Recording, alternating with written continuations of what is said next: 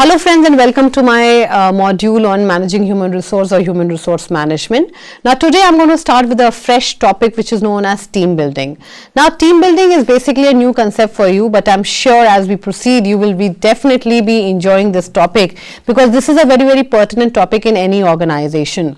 We all know that no individual can attain the targets. It is always in a team that people they work and they attain the targets of the company. So ideally let's understand what is the meaning of team building, and what I'm going to talk about is team building and the stages. Now basically we know that team building is basically nothing but it's a kind of a series of activities that help a group of people work together more effectively, and they can always improve their work culture. So basically team building is an ongoing process that helps a work group evolve into a cohesive unit, and the goal is to have that kind of cohesive team that can work towards the organizational goals. So team building basically helps a company or a business by thriving or by creating a culture of teamwork. Teamwork is like where we have number of people working together and there is a strong bonding and mutual respect amongst all of them. So definitely it can be related with the new hires, or it can be related with the people who are already working in the company. So team building is nothing but it's just a kind of a collective term which is used for various types of activities which are used to enhance social relations and define roles within the team. And when these relations are defined, then definitely the collaborative task can be done in a more cohesive way. So that is what is actually your team building. So we know that team building is an ongoing process and which is important in all the organizations, and basically we can see that as a team what it can do. So it's a kind of an acronym that I have actually given, and this acronym here it stands for P is for the purpose and the values, and definitely the purpose and values of the company have to be very clear in the minds of people to perform better. Empowerment is basically some kind of independence being given to people to perform, and more of a democratic style of leadership is being adopted. Then R is basically relationship and communications, and because if people are working in a team, it is very important that the relationships they are very conducive, and there is free communication that takes place across the system. And definitely the team members not only share their expectations for their task, but of course there has to be some kind of trust and support that actually can bridge the individual differences. So it is only possible with the help of effective communication. Then F is for the flexibility. Some kind of flexibility is involved in the team to perform as per their own needs and requirements, and optimal performance is what actually aimed at, like we are trying to get the maximum from each member of the team, and there should be some kind of recognition and appreciation. All little efforts which are being contributed by the team members, they should be actually recognized, and if they are done so, then definitely there can be better cohesiveness and productivity. And of course, as I was talking about productivity, the morale level will be very high, because in a team everybody would try to help each other and help them to attain the targets of the company. So in the case of team building, it's like we know that we have to unite employees around a common goal, and why we are doing so? Because we wish to generate greater productivity. Because if my people are not happy and satisfied, or my people they do not have that kind of trust and respect among them, so naturally nobody will be able to be successful. And it says that team building is an essential part of a company's success, because we are actually aiming at creating a very cohesive group. So we will be able to create that kind of cohesive group only when we have all these work, and this is how the team actually performs. So what we can say in a nutshell, my dear friends, that basically team building is nothing but it's just the creation of the cohesive group where individuals they basically work together towards the shared goals. And why are we doing it? Because we know that the team has to perform, and the main purpose is the promoting a very positive work environment, which will eventually help us to have a great culture also. So all these things they are basically needed at this point of time. As I told you that teamwork is like people coming together, team player is the one who is playing a very active role, or who will be contributing towards the shared objectives of the company, and team building is nothing but it's just the process that we are talking about, that we are trying to establish a very, very cohesive group. And when there is a proper cohesive group is established, so naturally there is lot of sense of collaboration and trust among the members. And when there is trust, and no, again I'll talk about TRS, if you remember, trust, respect and support. So naturally we can have a great culture in an organization, and when we have that kind of culture, so definitely it helps us to connect the members on a personal level, make them feel more comfortable. And we then of course once people are comfortable, they can easily exchange their ideas and feedback at work, and the challenges can be overcome. The people can harness skills, leverage each other's strength, so on and so forth. So definitely team building is a very, very important concept in any organization, and it's very essential that all the managers of the company, they should align their team with the very, very clear purpose of working together for the attainment of the common goals. So look at this picture. It's just one picture that I inserted. Okay, there's a dog and there's another one. They all are trying to get these burgers on the top of the table. So look at the beautiful way, everyone is helping each other to attain this, and we know that this is the shared goal. Getting this is a shared goal, and here the collaboration and the trust is there, that okay, I'm there, okay, you just climb up, and our trust will not get broken, and of course we can attain what we are aiming at, and of course the benefits would be reaped by both of them. Now, since the topic is now you know that what is the meaning of team or team player or team building. So in a nutshell, team building is nothing but it's just a process of bringing a cohesive group which can contribute to the grand scheme of our goals that we have. So basically there are 4 steps which are involved in the team building, and in the team building naturally one has to understand few things before I go ahead with this, that in the case of team building, the goals and visions of the company, they have to be very, very crystal clear in the minds of the people, and these visions and the goals, they have to be articulated in the proper manner, so that people can actually know that what is their role clarity and what is expected out of them. Second, it talks about the something related with the goals, again the SMART goals, like for example the goals have to be identified, and these goals, they have to be smart enough. What is the meaning of SMART is, again it talks about the specific, measurable, achievable, relevant and time bound goals that should be aligned with the team's mission. And it says that the tasks, whatever we are doing in a team, so whatever task we are doing in the team, they have to be well aligned with the goals. So this is how we assume that we should have the right set of people in our team, so that we are able to attain what we want to. People who are a part of the team, they should have that kind of required professional skills or technical skills, and those kind of attitude, temperament, expertise, and of course they should be people from different diversity and who can actually culturally fit in our organization. So if we have such kind of people, only then we can have that kind of collaborative space, or there can be some kind of strong team foundation that can be established, where the team members can actually exchange ideas, resolve conflicts, or combine their efforts to create something very, very meaningful to the organization. So here, so these were some of the kind of prerequisites. Now here you can see in the stages, the first one is the formation, second one is the storming, acceptance and performance. Now look at this red ball, my dear friends. Now this red ball actually identifies the goal. It talks about the goals of the company. So I was just discussing ahead that the goals of the company, they have to be well defined, and the task, they are all aligned with the goals. So red is nothing but is just the goals of the company that have to be attained. Second one is, again see these red, these blue arrows, they are nothing but it all identifying the people, the team members.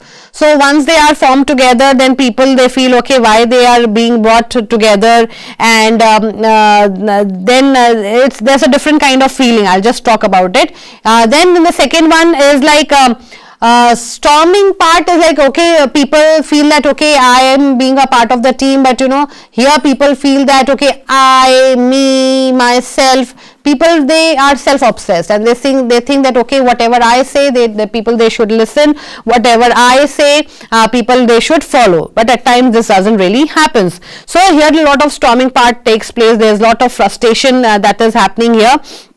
And here again, if you see the red ball, the goals, no one is talking about the goals, but they are just concerned fighting among themselves. So there can be at times of there can be some kind of power struggles here also.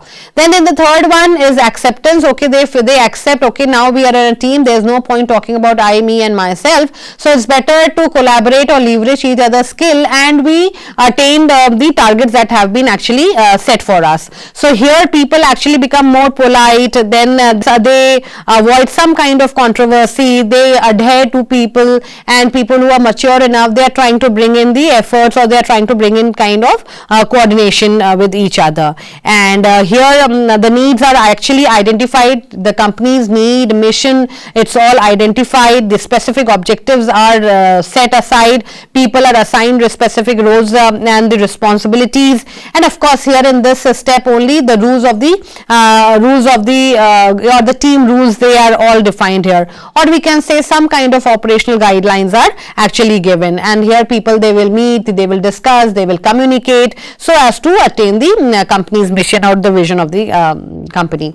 Then the last one is, as you can see, that is all related with the here these people, now they are all focused, so their individual goals, they are in align with the company's goal, they are not tangent to each other, and here everyone is ready to work with each other, and there's a different kind of leadership that is taking place here also. So at this point of time, when the performance part actually comes after the norming part, so in the performance part is like here true independence is the norm of this stage, that's what we can say. The team is very flexible, people adapt themselves to the need of the other team members, and this is supposed to be a very, very highly productive stage, both personally and professionally also. So now let's go and check out each one of them at length.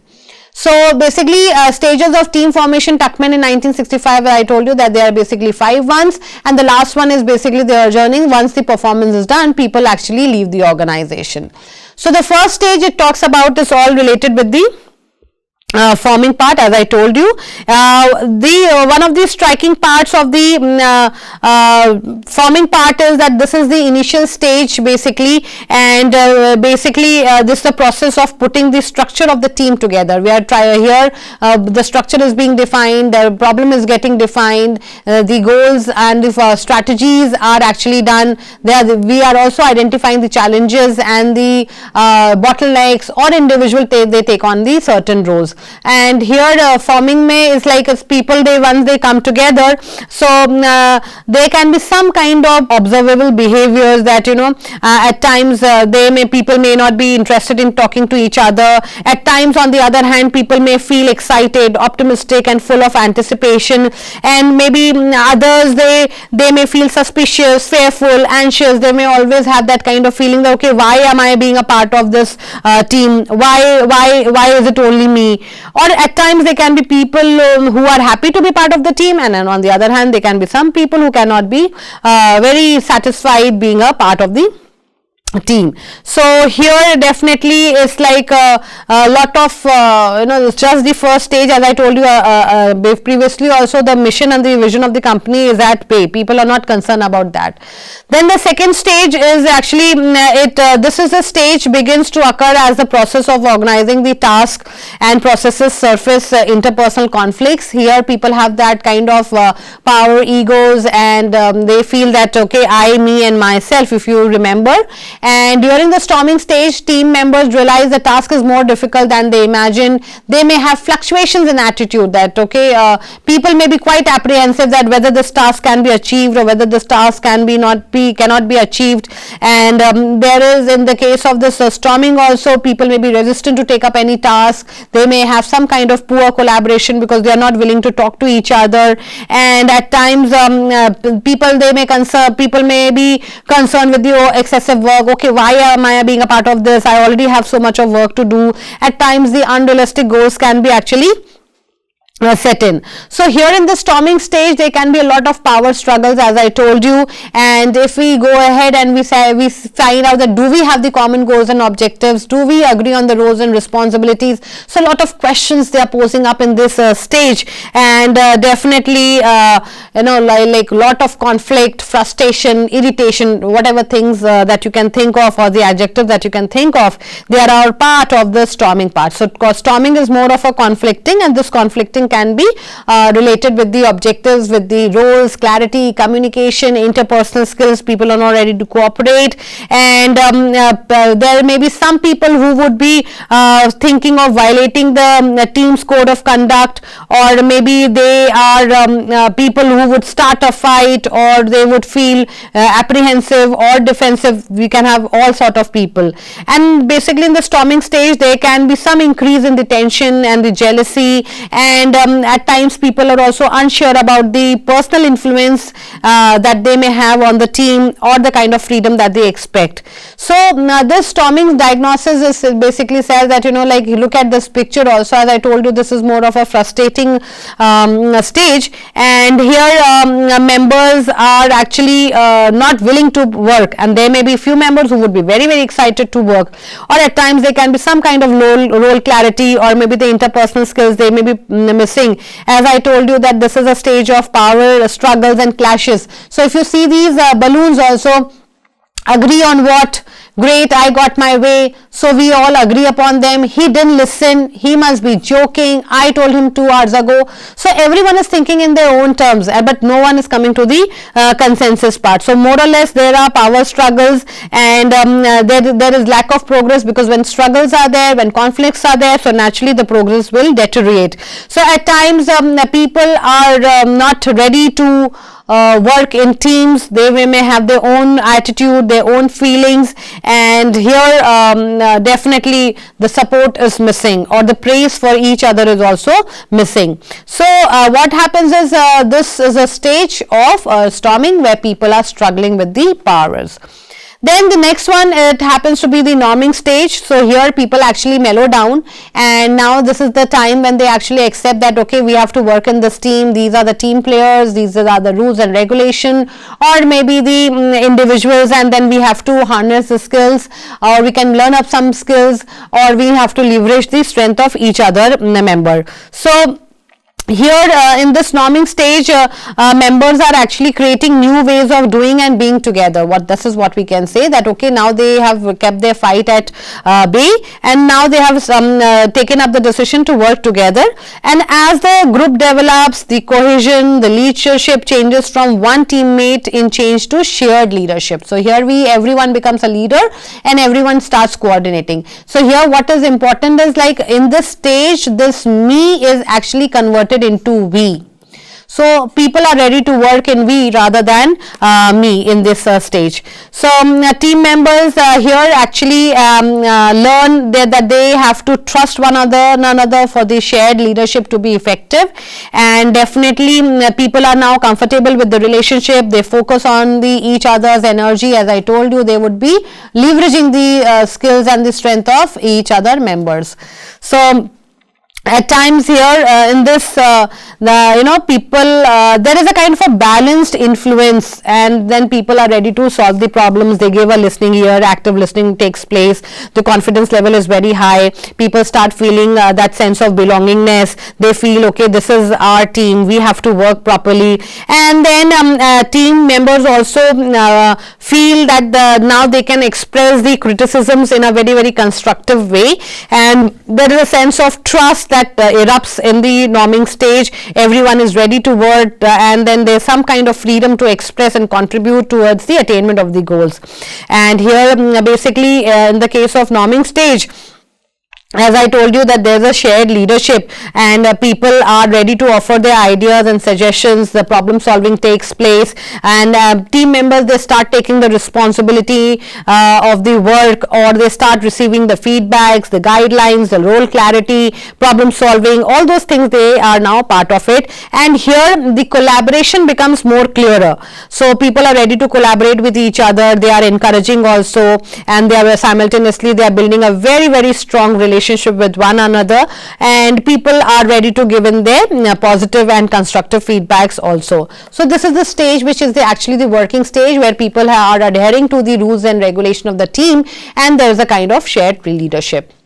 So here in this competitive relationship becomes more cooperative. There's a willingness to confront issues, solve problems, and develop the ability to express criticisms constructively. Earlier in the stopping state, nobody would like to have this, but now they are ready to say, okay, you are doing this wrong, you can do this in this manner. So people are ready to give a active listening and ponder over that. Then there's a sense of team spirit. Now this is like after the formation and then the storming part, now people, they come together, there's a sense of team spirit. One of the burning examples of any team is like a cricket team or Indian cricket team. So we know that everyone is contributing towards the success. So if a team is playing a match against any of the team, so every team member, they would be contributing at the maximum so that the main objective of the team gets accomplished, that is winning the match. So this can be taken in the business parlance also. So at this point of time, everyone is ready to support, and in this part also the employees, they are ready to help the struggling people, or people who are struggling or they are having problems, they are ready to help. So they definitely, it is an improvement in the interpersonal skills, or we are developing more strong and cohesive group. Then in the case of norming only, giving constructive feedbacks, as I told you that people are ready to listen to the feedbacks also. So constructive feedbacks can be given. So we have to be descriptive. We do not have to exaggerate. We do not have to use the labels, and we do not have to be judgmental. Constructive feedback is again where people are giving feedback for the improvement part, and speak for your own self rather than the others. So again here, giving constructive feedback, the leader of the group or the person or the manager can give the feedbacks, and of course they restrict the feedbacks which people already know, and definitely it is being given with the intentions of the improvement, with the positive intention of improving the person rather than giving a jibe or maybe humiliating the person. So the stage 4, it talks about the performing, my dear friends. Now this here, the team members have actually gained insight into the personal and team processes. There's a better understanding of each other's strength and weakness. As I told you in the norming stage only, that people are ready to cooperate, they can understand, they can identify the strength and weaknesses of their team members, and then they can leverage the strength of each other rather than casting a jealousy eye. So here the actual performance of the work takes place, and people are ready to perform. Or this is the stage, as I told you, that here the team is quite flexible enough. As individuals, they also adapt to meet the needs of the team members, and this is a highly productive stage, both personally and professionally. So here people are understanding each other, the conflicts are avoided, and even if there are some kind of conflicts, so resolutions are being taken or efforts are being taken to resolve the problems. So here you can see that it develops into a close attachment to the team. Now every member is feeling that feeling of being a part of the team. There's a sense of belongingness, there's a sense of cohesiveness. They feel that okay, this is a shared goal that we have to actually achieve. So what we can say here in the performing stage, that the team is actually a fully functional team. The roles are very clear, and teams, they are able to organize themselves, and the functions, they can be actively performed. There is a lot of role clarity. People have understanding what people have, or what each member brings in terms of their experience or knowledge or skills, whatever it is.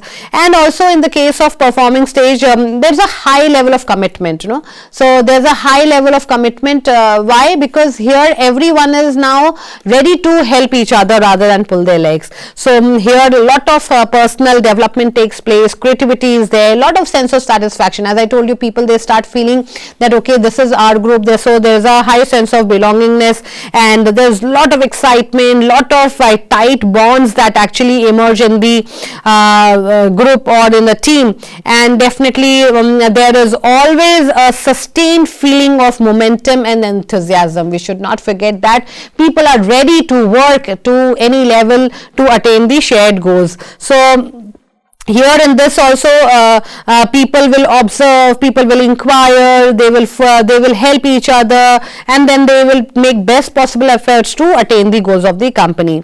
So here team, there is lot of what we can say in other words, that team members, they offer very very positive reinforcement and support, and definitely people are ready to help each other and attain the objectives. If you remember the slides that I showed you, where we had a red ball that is identifying or that is symbolizing as the goal of the company. So at this performing stage, everyone, all 4 arrows, they were put in one direction. That means everyone's effort, they are getting directed towards the attainment of the shared goals.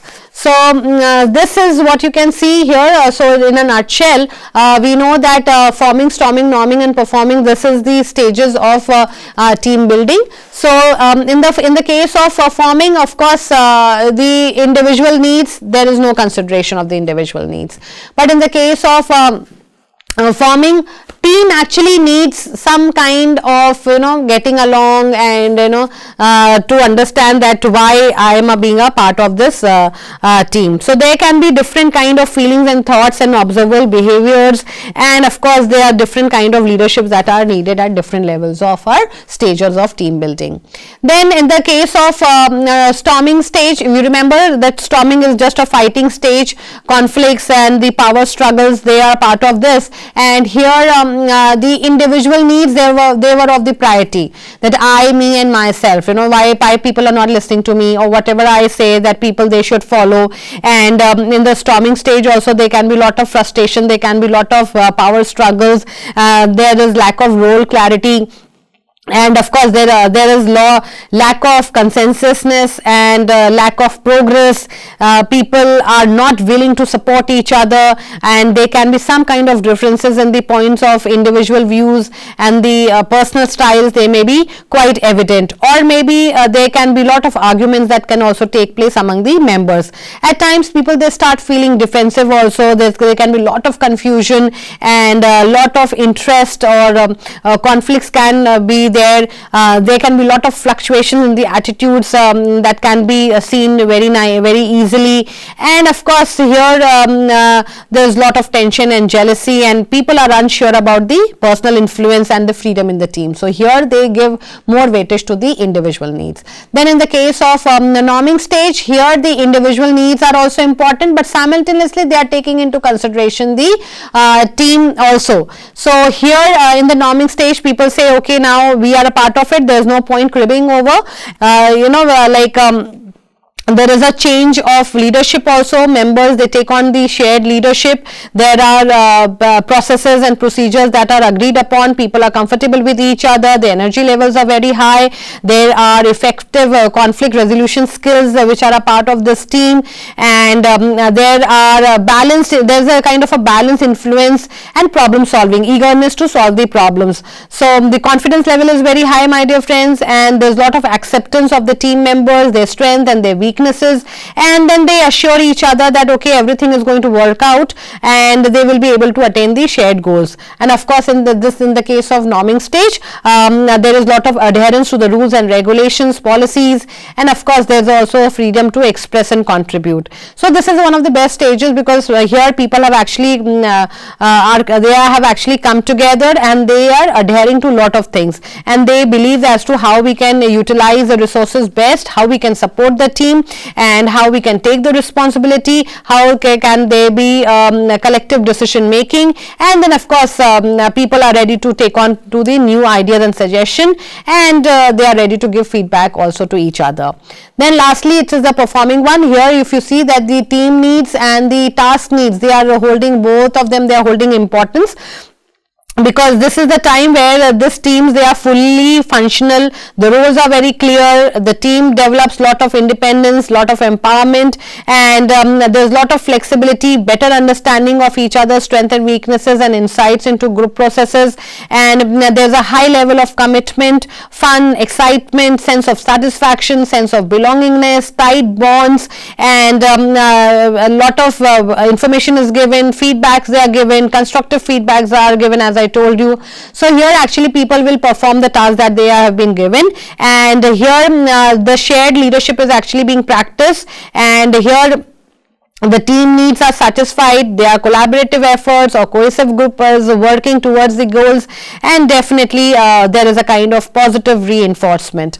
And lastly, what happens is, like, once the task has been performed, then there's the adjournment of the team, that is, the team gets broken because the purpose for which they were together, that purpose has been accomplished. So that was the performing stage. Now, my dear friends, the last one is the adjourning. So here in this stage, typically the team members are ready to leave because the purpose for which they were brought together, that purpose has been accomplished. So definitely at this point of time, people will exchange their cards with each other, or maybe they make promises to be in touch with each other.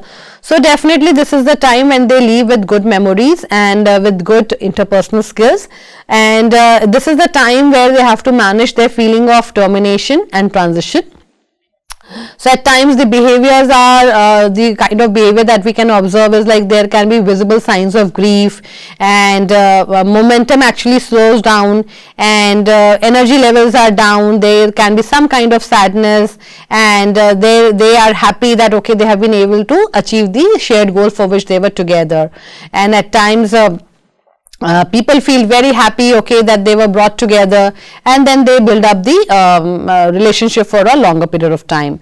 So the final stage is the adjourning stage, involving the termination of the task, behavior, and disengagements from the relationship.